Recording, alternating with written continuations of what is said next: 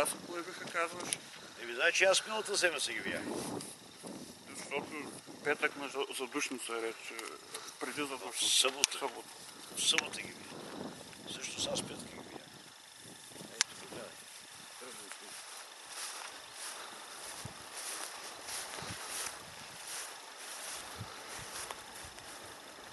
Да, петък сутринта, така ли?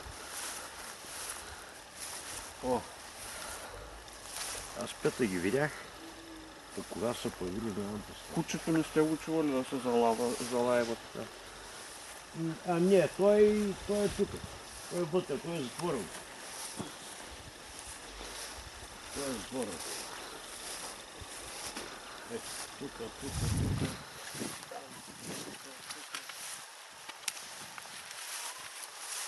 Така е такива много.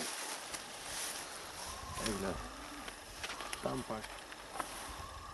Ето такива много.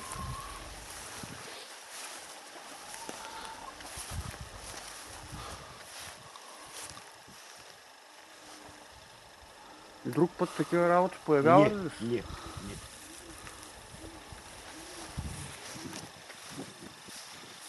А други необясними случаи са ставали в селото някой? Не знам. Не знам други. Дали е някой попадне от сила, аз не знам да ли знам какво е.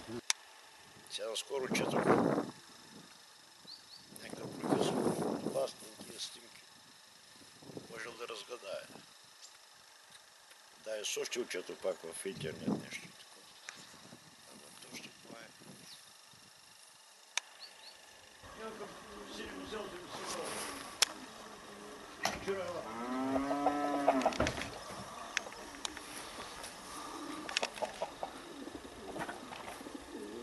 той е затворен.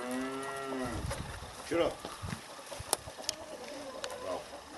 Той по принцип, ако влязат чужди хора, нали се обажда? Обажда, но той преди затворен. Аз вече до време тук го затваря заради гълъбите. Иначе няма злотно, няма да лая, няма. В смисъл такъв, че не е някой ден. Кажи моите очи. Кръговете са, имам чувство, че някой е сложил пергела и го е очертал. Съвсем.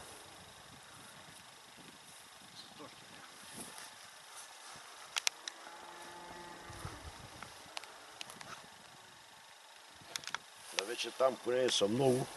Нали, има застъпване, има и разминаване.